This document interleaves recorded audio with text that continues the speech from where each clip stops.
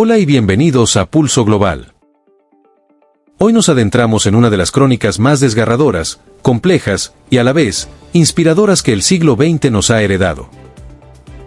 Imaginen una ciudad donde el aire huele a pólvora y desesperación, donde el simple hecho de caminar por la calle es un juego de azar contra la muerte, y donde el hambre no es una sensación, sino una política de Estado. Nos trasladamos a la Kiev de 1942, una joya eslava asfixiada bajo la bota de la ocupación nazi. Aquí, donde la esperanza parecía haber muerto, un balón de fútbol se convirtió en el último bastión de la dignidad humana frente a la barbarie.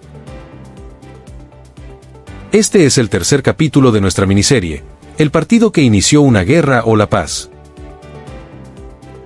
En nuestro episodio anterior, viajamos a las gélidas trincheras de 1914 para ser testigos de cómo la humanidad brotó de forma espontánea entre enemigos que decidieron, por unas horas, dejar de ser soldados para volver a ser hombres. Precisamente sobre esa capacidad de elección individual nos hacía reflexionar un miembro fundamental de nuestra comunidad, Noé Gastelum 3877, quien dejó un comentario que resume perfectamente el espíritu de esta serie. Siempre he dicho que el soldado tiene el poder de abatir al enemigo o abrazarlo y desechar al alto mando. Cuando en realidad suceda en masa la tierra y ser humano será libre sin que nos obliguen a matarnos entre nosotros.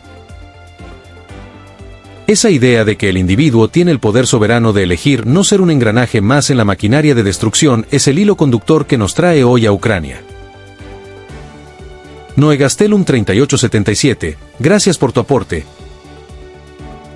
En la Kiev de 1942, los protagonistas de nuestra historia llevaron esa libertad de conciencia hasta el límite absoluto. Ellos no tuvieron la oportunidad de abrazar al enemigo porque el sistema que los oprimía buscaba su aniquilación total, pero eligieron la victoria moral sobre la supervivencia física. Eligieron ganar un partido sabiendo que el marcador final sería su propia ejecución. Hoy honramos esa elección. Pulso Global. Despierta el debate. Desafía lo que crees.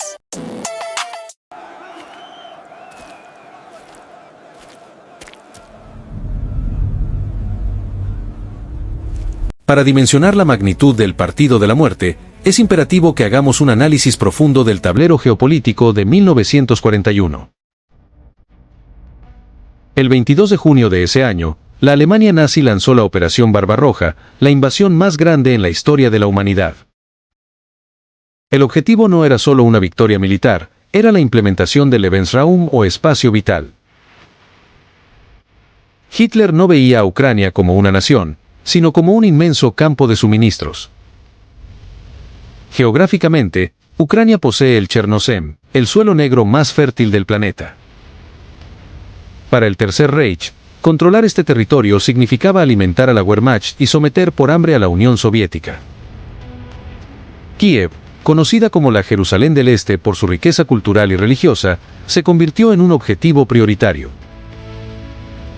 Tras una de las batallas de cerco más catastróficas de la historia militar, donde el Ejército Rojo perdió a más de 600.000 hombres, la ciudad cayó en septiembre de 1941. Lo que siguió fue un experimento de terror sociológico. Los nazis instauraron el Reichskommissariat Ukraine. No se trataba de una ocupación común, era una política de exterminio. En el barranco de Babi Yar, en las afueras de la ciudad, se perpetró una de las mayores masacres de la guerra. En solo 48 horas, fueron asesinadas más de 33.000 personas. El mensaje era claro: para el nuevo orden, los eslavos eran Untermenschen, subhumanos. En este entorno, donde la vida valía menos que una bala, el fútbol parecía ser lo último en la lista de prioridades de cualquiera.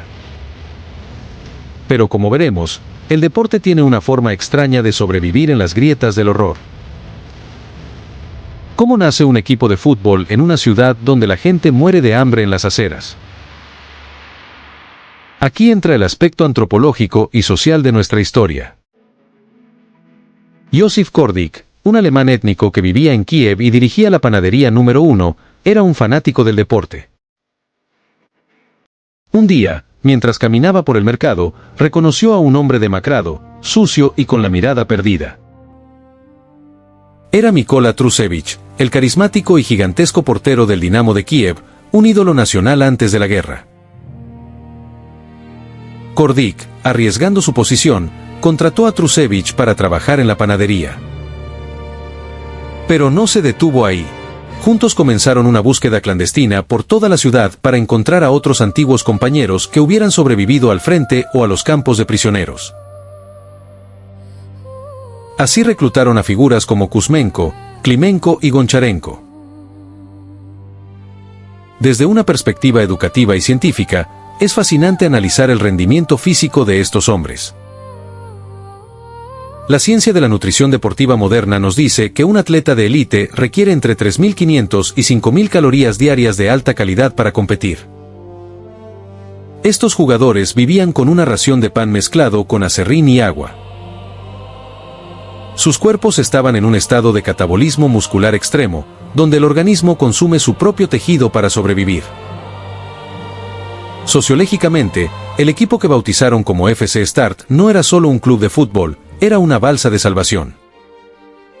Trabajar en la panadería les daba acceso a sobras de harina, pero lo más importante es que les devolvía su identidad. Ya no eran números de serie o prisioneros de guerra, volvían a ser futbolistas. A medida que el verano de 1942 avanzaba, los nazis decidieron permitir partidos de fútbol para dar una falsa sensación de normalidad a la población y demostrar la vitalidad de la vida bajo el Reich.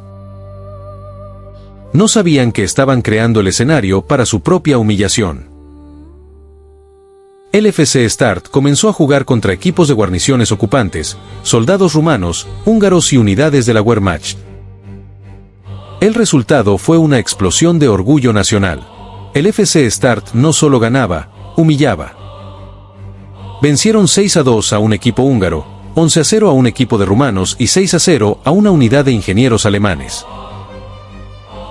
Científicamente, esto desafiaba toda lógica. ¿Cómo podían hombres hambrientos vencer a soldados alemanes bien alimentados y entrenados? La respuesta es psicológica, el fenómeno de la cohesión de grupo bajo amenaza. Para los ucranianos, cada gol era un acto de guerra. La noticia de este equipo imbatible de panaderos se extendió por toda Ucrania, convirtiéndose en un problema geopolítico para Berlín. Si los subhumanos seguían ganando a los representantes de la raza aria, la narrativa de supremacía nazi se caería a pedazos. Por ello, la Luftwaffe decidió enviar a su mejor equipo, el Flakelf, compuesto por pilotos y artilleros seleccionados por su excelencia física y su pureza ideológica. Se programó el partido definitivo para el 6 de agosto de 1942. El FC Start ganó 5-1. Los nazis, furiosos, exigieron una revancha inmediata 3 días después. Ese sería el verdadero partido de la muerte. El escenario fue el Estadio Zenit.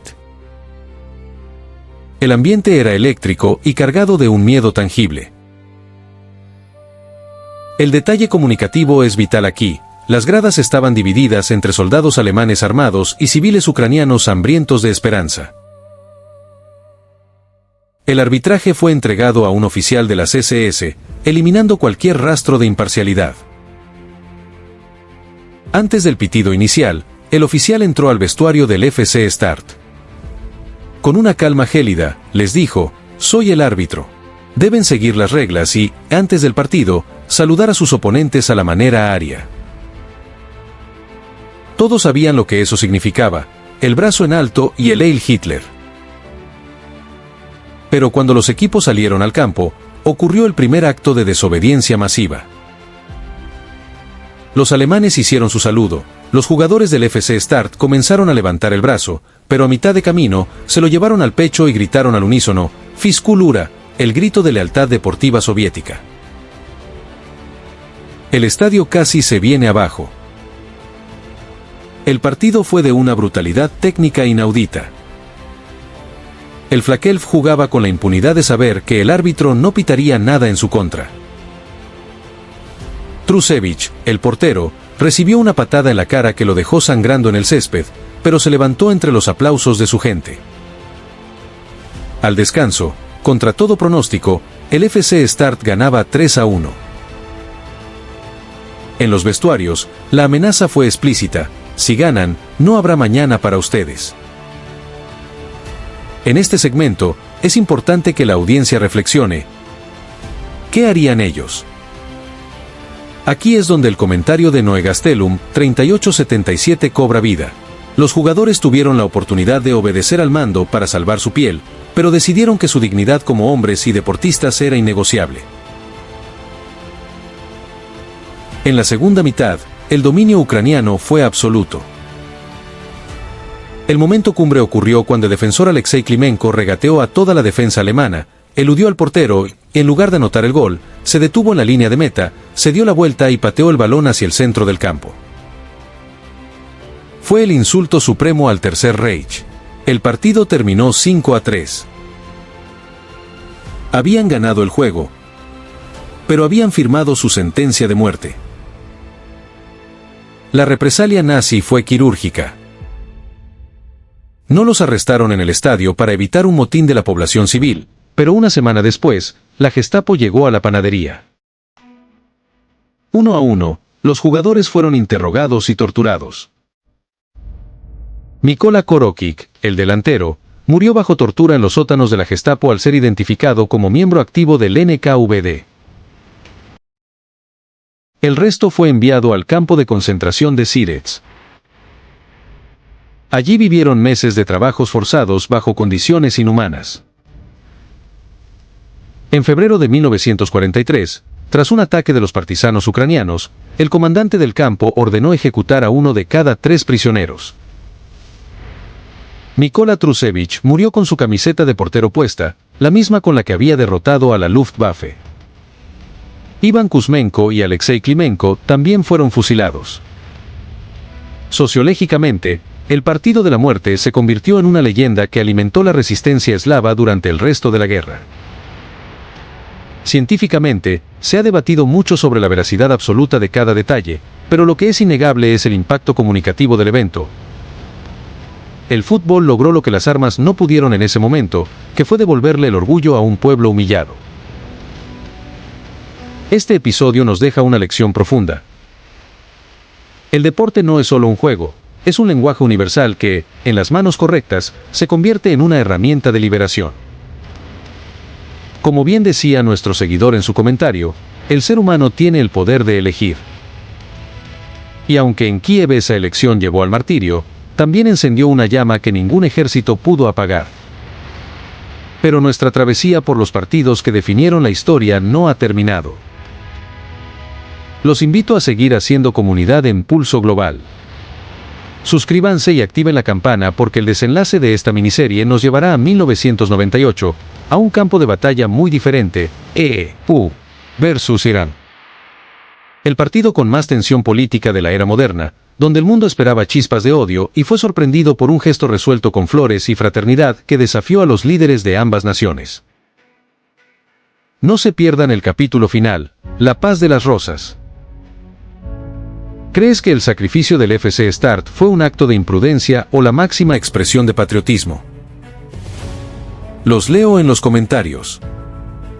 Esto es Pulso Global.